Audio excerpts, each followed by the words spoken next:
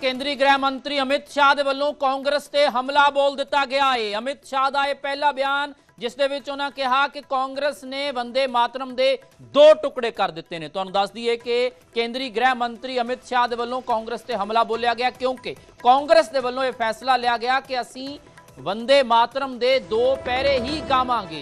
जो पुरानी साडी प्रथा है उस नूं ही असीं अपनावांगे।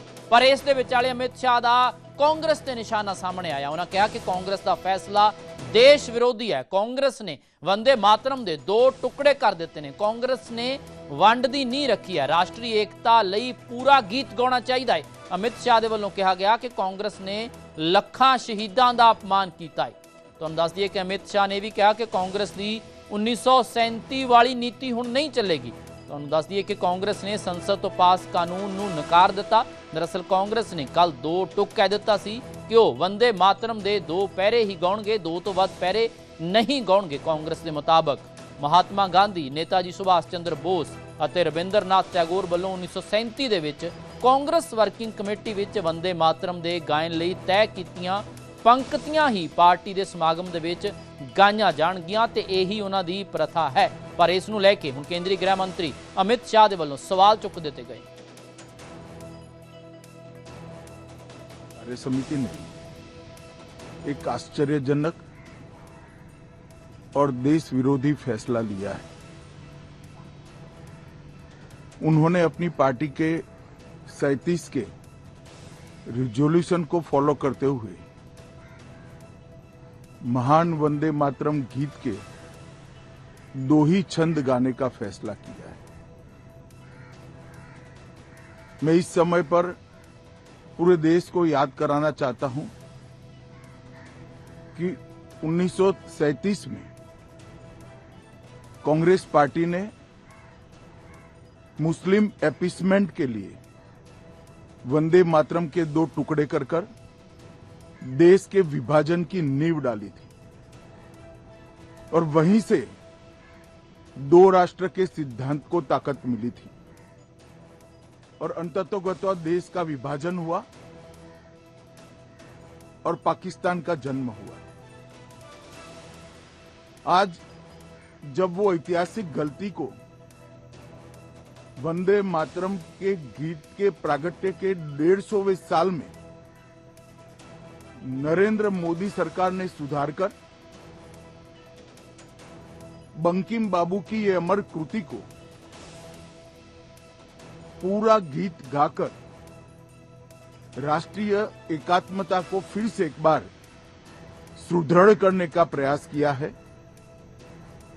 और सभी सरकारी फंक्शंस में इसको पूर्ण रूपेण गाने का जो निर्णय किया है वो निर्णय को कानूनी जामा भी पहनाया है। इसकी अवहेलना करने का कांग्रेस ने कल निर्णय किया है। कांग्रेस का ये निर्णय केवल और केवल इनकी घोर तुष्टीकरण की नीति की पुष्टि करता है। वोट बैंक के तुष्टीकरण के लिए उन्होंने स्वर्गीय बंकिम बाबू के इस अमर कृति का न केवल अपमान किया है, वो लाखों शहीदों का भी अपमान किया है जो वंदे मातरम का नारा लगाते लगाते देश की आजादी के लिए फांसी पर चढ़ गए, जिन्होंने कई साल जेल में काटे।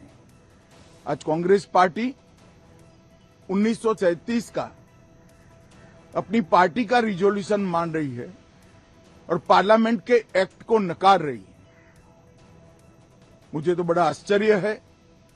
श्री राहुल गांधी की नेतृत्व में कांग्रेस पार्टी फिर एक बार इस देश में तुष्टीकरण की राजनीति को पुरजोश तरीके से आगे बढ़ा रही है।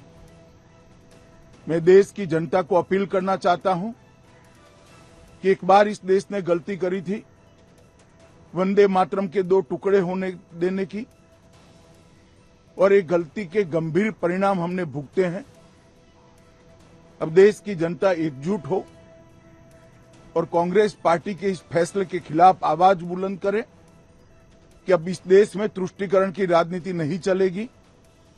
ये आजाद देश है, आजादी के 80 साल के बाद 1937 में जो फैसला कांग्रेस ने किया था, जिसको नरेंद्र मोदी जी ने सुधारा है, उसके सामने का कोई विरोध इस देश की जनता नहीं सहन करेगी। भारतीय जनता पार्टी कांग्रेस पार्टी के इस फैसले की कड़ी निंदा करती है और हम इसका जनता के बीच में और विधायी सदनों में भी पुरजोश विरोध करेंगे।